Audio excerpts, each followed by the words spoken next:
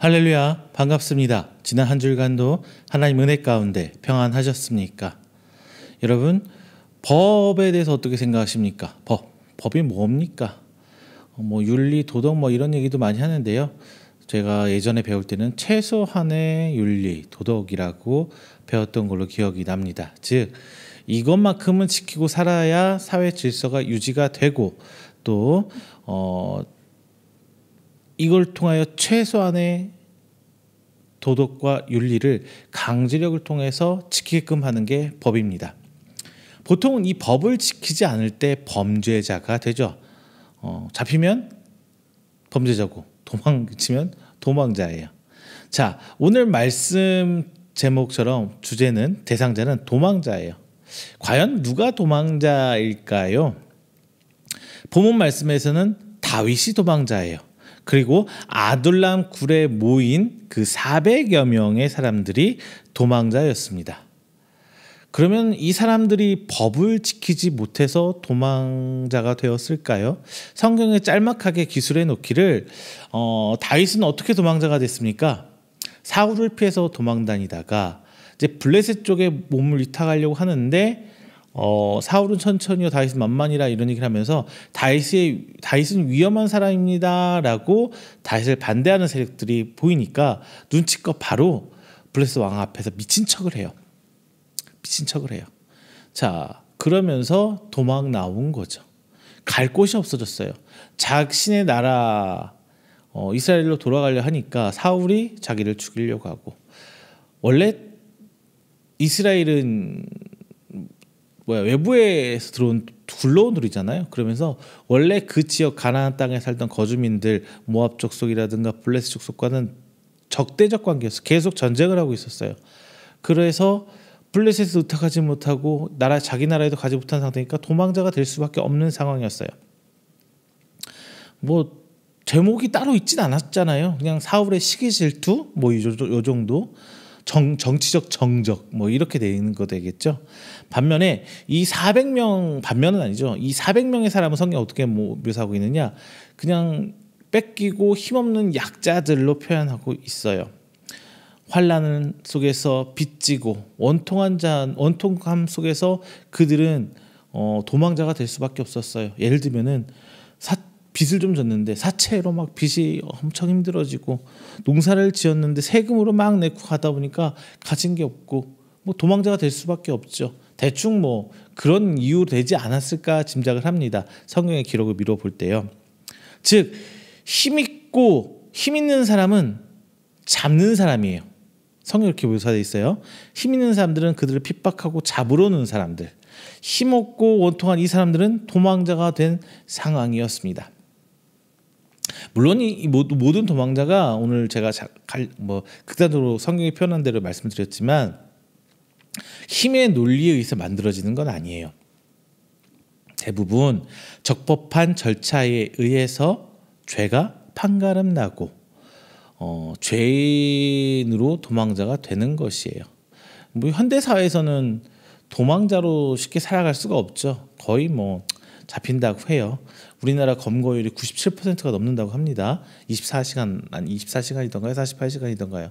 예전에 TV에서 잠깐 그런 얘기 봤어요. 하여튼 되게 검거율은 높다고 해요. 하지만 과거에는 그렇지 않았죠. 이 마을에서 저 마을로만 넘어가도 이 사람이 누군지도 모르고 무슨 죄를 지었는지도 모르고 왜 여기 왔는지도 본인이 말 안 해주면 못하는 과거의 시절이었으니까요. 자, 이렇게 본문에서 말하는 도망자는 이렇게 죄를 지어서 도망다니는 그런 사람은 아니었고요. 사회적 약자로서 핍박받고 다 뺏기고 더 이상 갈 데가 없어서 도망 나온 사람들을 얘기하고 있는 것 같아요. 하나님의 사람들 보면은 대부분 이렇게 사회적 약자일 경우가 많이 있습니다. 왜? 성경에서 가르친 대로, 예수님이 가르친 대로 산다는 것 자체가 세상에서 기대하는 그런 삶은 아니거든요. 가진 사람한테 싸바싸바하고 대충 적당히 거짓말도 하고 적당히 불법도 저질러 가면서 나의 사리사욕을 채워가는 그런 사회. 그렇지 않으면은 그런 위치에 가기 힘든 사회적 구조 안에서 믿는 사람들은 성경의 가르침대로 하나님 백성의 신앙의 양심을 지키고 살아간다면 뭐 세상의 도리로서도 약자가 될 수밖에 없고요. 그리고 우리가 막 뺏으려고 아웅나웅 다투는 삶이 기독교인 삶은 아니잖아요. 조금 헌신하고 손해를 볼지언정, 그러니까 왼밤이 맞으면 오른밤도 돼야 되고, 왼손이 하는 일을 오른손도 모르게 해야 되고, 이게 성경의 가르침이잖아요. 예수님이 가르침 맞잖아요. 성경의 가르침대로 살다 보면 우리 성도들의 삶은 약자의 세상의 기준에 비춰 본다면은 좀 약자의 삶을 살 수밖에 없는 것 같습니다. 성도가 추구하는 바가 세상의 힘이나 돈이나 명예, 권력 이런 것들이 아니잖아요. 그래서 세상의 사람들은 우리를 볼 때 그렇게 사는 사람이 있다면 루저, 뭐 이렇게 세상의 실패자, 세상 이런 경쟁사에서 도태됐다, 뭐 이렇게 표현하기도 해요. 실제로 힘이 없는 약자들이 세상이 아니라 하나님 믿고 의지하고 따라오기 때문에 그런 것도 같습니다. 따라서 오늘 본문 말씀에 비유하자면 우리 성도들은 이런 400명의 소수 도망자가 되지 않아야 하나 싶어요. 세상의 법보다 하나님 법을 우선시하고 나의 안락함, 나의 평안, 나의 이익보다는 하나님의 그 사명, 하나님의 구원의 그 사역을 먼저 생각하면서 세상의 나라보다 하나님 나라를 우선시해야 하는 성도는 어쩔 수 없이 세상으로부터 도망자, 좀 도피자의 모습으로 살아갈 수밖에 없습니다.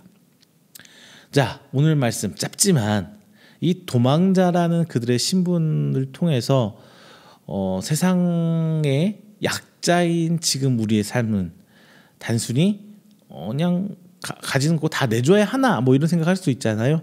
하지만 지금 이 땅에 사는 삶이 우리는 그 전부가 아니란 걸 알고 있잖아요. 그래서 우리가 이 땅에 살면서 지금은 잠깐 도망자의 그 때가 바로 오늘 살아가는 우리의 이 때가 아닌가 싶어서 여러분에게 귀한 말씀으로 함께 은혜 나누고자 합니다. 먼저 본문 말씀처럼 다윗과 함께 모인 이 사람들은 다 도망자의 신분이었어요. 도망자의 신분. 자, 지금 다윗은 노베서 그리고 블레셋의 가드 지역으로 또 오늘 본문은 아둘람으로 도망가는 상황입니다. 아시다시피 다윗이 무슨 죄를 지어서 도망자가 된 건 아니죠. 사울 왕의 시기와 질투, 그리고 그가 왕으로서 자기가 가진 권력을 다윗에 뺏길까봐 하는 우려 속에서 정치적 정적이라고 표현해야 될 것 같아요. 자, 이런 권력을 가진 사람으로부터 도망가는 게 최선이었어요. 특별히 다윗에게 죄명을 붙이자면 왕위를 도모하는 반역죄, 역모죄, 사울은 그렇게 해서 다윗을 죽이려고 했던 것 같습니다.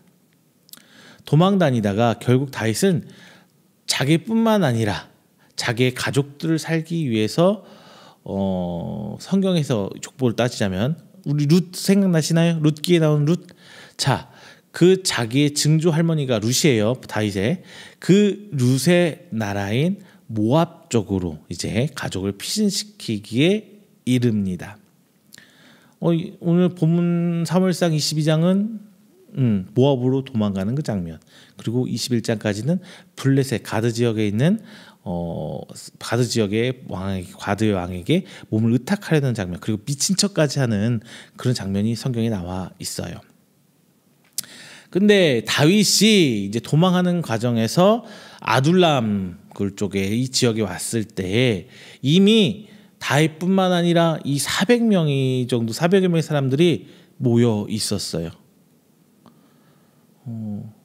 왜 이 지역까지 그들이 도망갔을까요? 이스라엘 지역에 살기가 힘들어서. 2절을 볼 때 그들은 환난을 당하고 빚지고 원통한 자들이라고 묘사하고 있습니다. 우리 당시 사회적 분위기를 한번 미루어 짐작해 볼게요. 사울 왕은요, 계속적으로 계속적으로 하나님한테 불순종하고 있지요. 그래서 하나님한테 버림받았습니다. 사무엘이 이스라엘 지도층에서 손을 떼고 라마로 가버렸잖아요. 사무엘은 당시에 뭐예요? 최고의 제사장, 최고의 선지자 아니에요. 그런데 이 사무엘이 사울 왕을 떠나버린 거예요. 이스라엘 백성을 떠나버렸어요. 그러면 그 모습 자체로 이미 하나님께서 사울을 버렸다라는 종교적 혹은 정치적, 사회적으로 이미지가 비춰진 상태입니다. 그러자 이제 사울 왕은 그 명분을 잃어버렸어요. 사울이 왕이 될 수 있었던 건 뭐예요? 사울도 뭐 가진 거 하나도 아니잖아요. 뭐 왕이 없으니까 왕가는 아니겠죠. 굉장히 부잣집 뭐 이것도 아니고 뭐 굉장히 뭐가 정치적으로 뛰어난 어떤 세력가의 집안도 아니에요.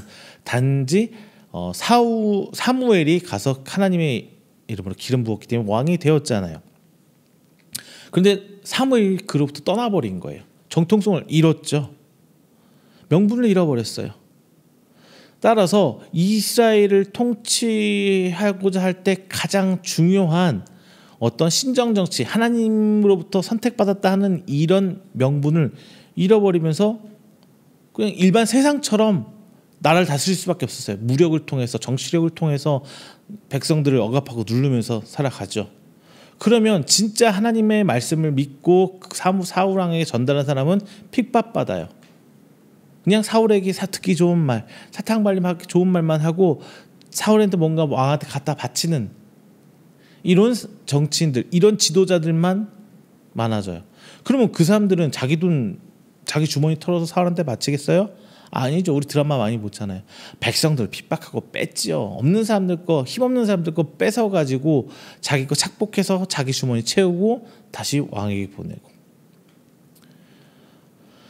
이 과정에서 정직하게 살려는 사람들, 하나님의 명령에 따라서, 하나님의 그 규칙에 따라서, 하나님이 세우신 그 질서에 따라서 살려고 하는 사람들은 그 사람들 눈 밖에 나갈 수밖에 없어요. 바른 소리 하는 사람들 옆에 있다면 어때요? 참 거추장스럽죠. 신경 쓰이고 스트레스를 줘요. 옆에 두기 싫어요. 뭐 저도 마찬가지입니다. 잘한다 해야 조금 낫지. 자꾸 뭐 이걸 하면 안 돼요, 저렇게 해야 돼요, 막 이렇게 하는 사람들 옆에 있으면 굉장히 신경 쓰고 듣기 싫어요. 칭찬도 안 듣어보는데 싫은 소리 여러 번 하면 더 듣기 싫어지죠. 자, 그래서 하나님의 말씀을 따른 사람들은 상당수가 힘을 잃어버리고 떠나버리고 이권 다툼으로서 여러 부조리함이 사회적으로 만연했을 겁니다. 더군다나 이 당시 사울은 국가의 통치와 운영보다, 즉 나라를 잘 살려는 어떤 왕으로서의 모습보다는 자기의 왕의 위치를 지키기 위해서 다윗 잡아주기는데 사력을 다하고 있었을 거예요.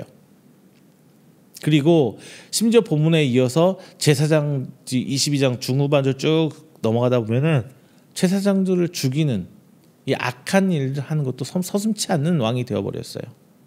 자, 이런 사회적 풍토 속에, 이런 사회적 상황 속에서 이제 제일 피해보는 건 누구예요? 사회가 힘들고 경제가 어려울수록 피해보는 건 누구예요? 잘 먹고 잘 사는 사람들? 아니죠. 힘없고 어렵게 사는 사람들이 더 힘들어져요. 더 많이 피해를 봤을 겁니다. 그리고 더 이상 참지 못한 사람들이 이제 자신의 고향을 떠나버렸을 거예요. 그런 사람들이 한두 명 모여서, 왜 그 당시에 뭐 경찰이 있겠어요? 뭐가 있겠어요? 산속에서 혼자 한 세네 명 물려다니면 산짐승에서 공격받아 죽을 수도 있고, 도적도 만나서 죽을 수도 있고, 그러니까 무리를 짓기 마련이죠. 사람들 만나면, 당신도 거기 이스라엘에서 왔어?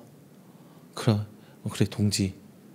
왜냐하면 이스라엘 백성은 자기네 민족의식이 굉장히 강하거든요. 동족의식이 강하기 때문에 금방 뭉쳐요. 탁탁탁탁 뭉쳐요.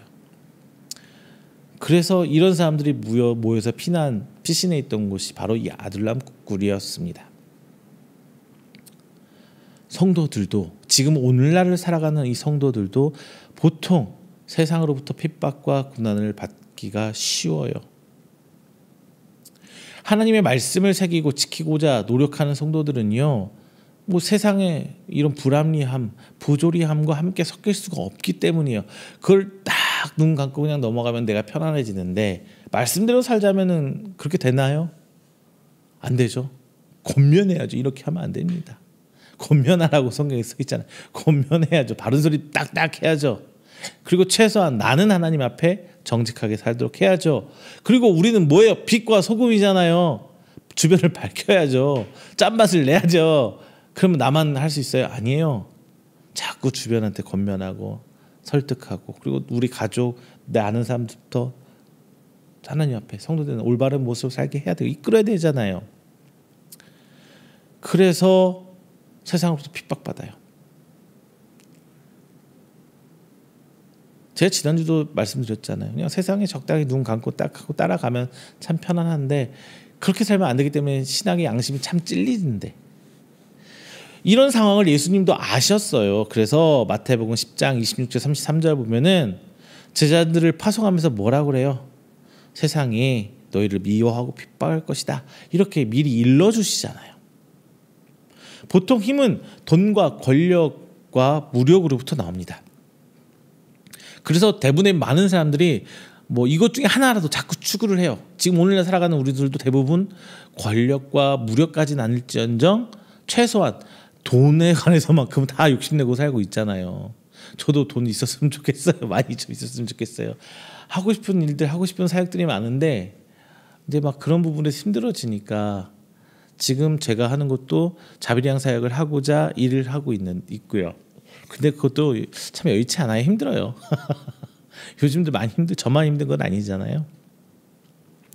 자, 그래서 그들은 그것이 목적에 대해서 돈을 많이 모으려고 해요. 벌려고 해요. 권력을 가지려고 해요. 무력을 쟁취하려고 합니다. 이번에 그 청문회 보셨죠? 해병대 나와가지고 하는데 장성들이 거짓말하고 얼굴 벌게지게끔 금방 들킬 거짓말하면서, 아유, 그런 거 보면서 참 저도 창피했습니다. 그런데 하나님의 사람은요, 이게 목적이 아니에요. 자기가 갖고 누렸던 그 장군으로서 위치를 뭐 지키려고 거짓말도 하고 자꾸 막 하는데, 믿는 사람들은 그게 목적이 아니죠. 그거는 단지 하나님의 사역을 하는 수단일 뿐이에요. 그냥 도구 정도 생각해야 맞아요. 따라서 당연스럽게 권력과 힘과 이 부로부터 점점점 밀려날 수밖에 없어요. 아무래도 한정된 재화 안에서, 한정된 자리 TO 안에서 경쟁을 하는데, 그거를 죽자수자 목숨 걸어서 그게 목적이 돼서 움직이는 사람하고, 그걸 단순히 수단이고 그 필요악으로 생각하는 우리 성도들 삶에 비춰보면은 자연스럽게 좀 뒤로 밀려날 수밖에 없어요. 그리고 힘을 얻기 위한 과정에서 필연적으로 드러나는 이 불의와 불합리, 부조리, 즉 죄의 자리에서 안 끼려고 하잖아요. 안 끼려고 하잖아요. 뭐 밀실정치다. 뭐 옛날에 뭐 밀실정치 뭐예요? 자기들끼리 쑥닥쑥닥하는 정치. 그 옛날에 기억나세요? 요즘에 그런 얘기 안 해요. 옛날에 뭐 사회적으로 문제가 된 술상무들, 술자리에서 영업하는.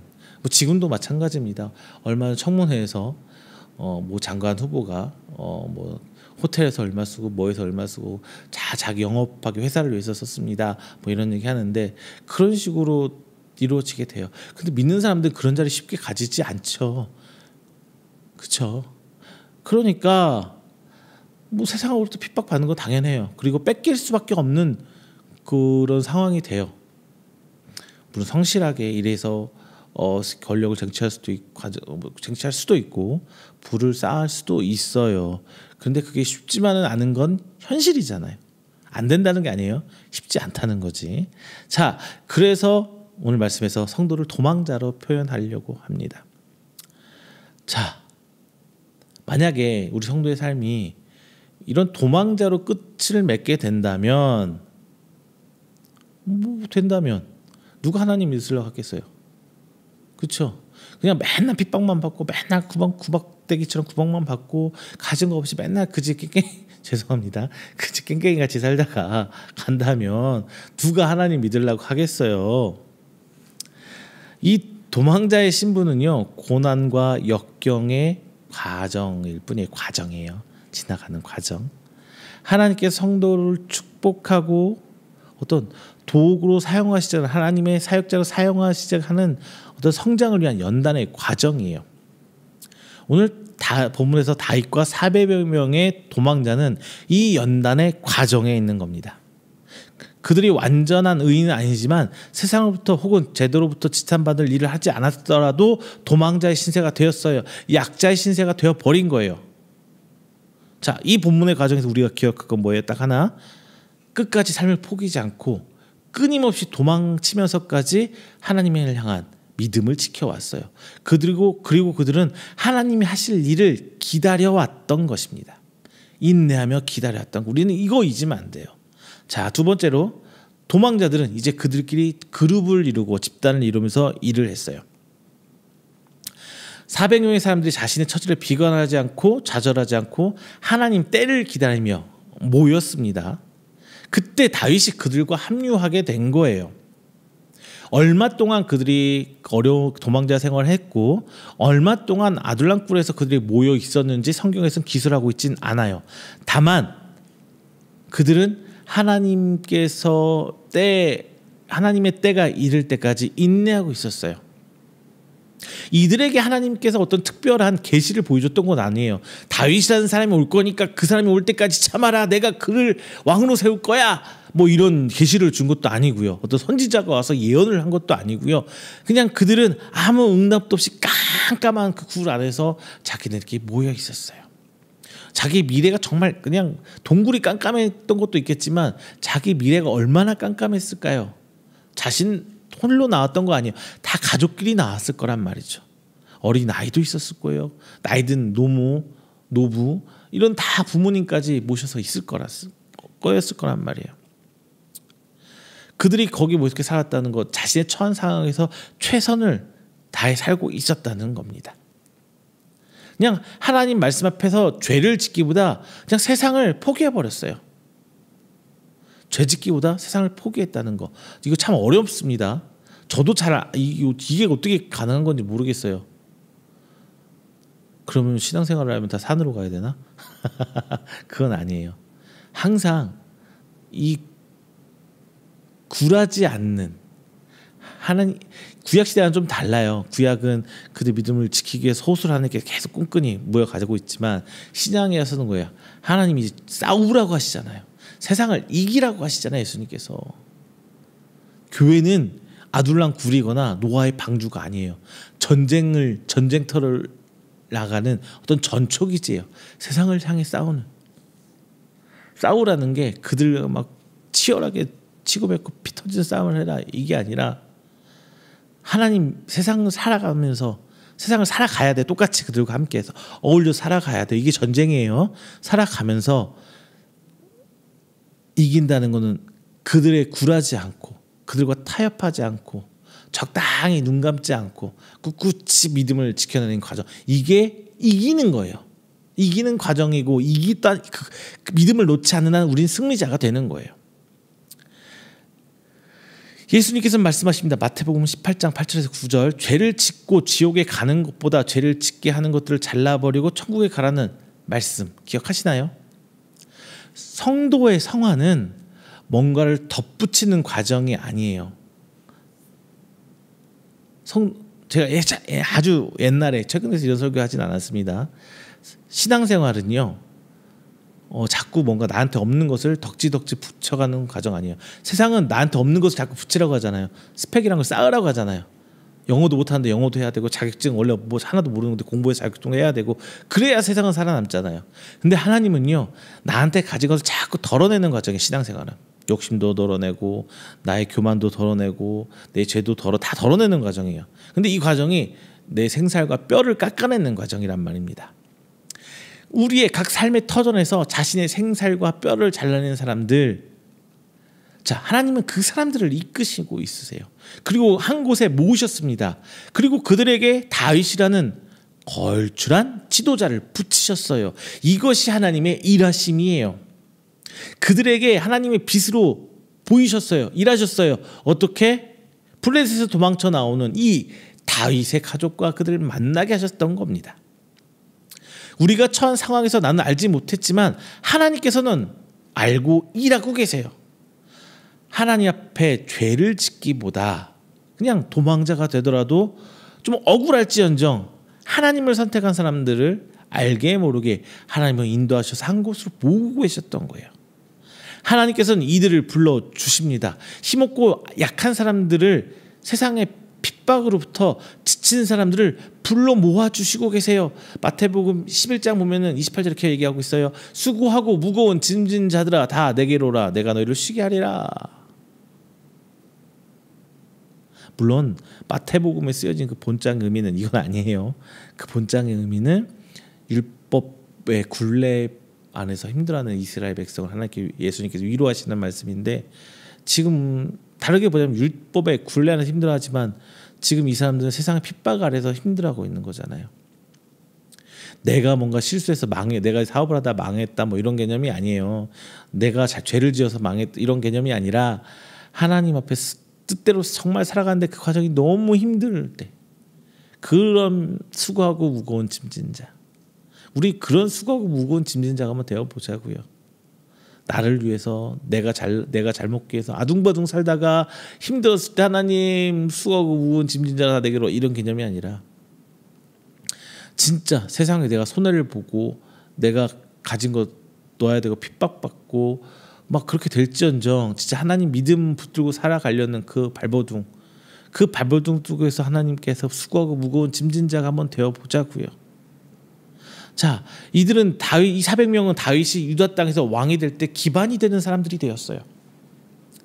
역경과 고난을 함께 하면서 하나님 나라를 다윗과 함께 만들어간 사람들이에요. 저도 그런 사람들 기다리고 있습니다. 우리 이음교회도 함께 세워나갈 사람들을 기다리고 있어요. 제가 부평에서 검단 신도시로 오고 여기서 또 어떻게 될지는 모르겠지만 다윗이 이동하는 것처럼 저도 이동을 해요. 어디까지 하나님 뜻인지 모르겠지만 또 이곳에서 둥지를 틀고 또 인내하며 기다리는 시간을 갖고 있어요. 하나님께서 나라를 이루실, 또 교회를 이루실 사람들을 붙여주시겠지. 언제가 될지는 몰라요. 하지만 제가 이 믿음을 갖고 나간다면 저는 승리한 목사라는 생각을 하고 나아갑니다. 자, 이들이 처음 모여 한 일은 생명을 살리는 일이었을 거예요. 다윗의 가족을 모압 땅으로 모압으로부터 안전하게 해줬습니다. 다윗의 가족일지라도 결국은 사람 살리는 일을 했잖아. 생명 살리는 일. 하나님의 사람들은 생명을 살리는 일을 해야 돼요. 내가 높아지기 위해서 누군가를 밟고 올라가고 누군가 것을 빼앗아서 이루는 것이 아니라, 그 생명을 위로해주고 감싸주고 기도해주고 다시 일어설 수 있도록 힘을 북돋아주고, 이게 하나님의 사람들이 해야 되는 일이에요. 말씀에서 특히 대다수는 구약에서 수많은 전쟁과 수많은 죽음이 등장합니다. 이 죽음과 이 전쟁과 이 싸움들은 그들의 것을 빼앗아 누리기 위한 것이 아니라 하나님의 왕국, 하나님의 그 나라를 예표하는 그 이스라엘을 세우기 위한 하나님의 일하심, 하나님의 사역이었어요. 그리고 그들은 승리를 통해서 그 재화를 빼앗아서 누린 것도 아니에요. 즉 모든 과정이 나 하나 개인을 위한, 나의 영달과 나의 복과 나의 잘 살기, 잘 먹기, 잘 먹고 잘 살기 위한 것이 아니라 오롯이 하나님을 위한 것들을 우리는 기억해야 됩니다. 자, 도망자들이 모여 집단을 이루었어요. 그리고 그들이 모여 유다 왕 다윗을 세웠습니다. 이후에는 이스라엘의 통합왕을 세우려고 하나님께서 약속하신 가나안 땅에 그들의 나라를 세우신 거예요.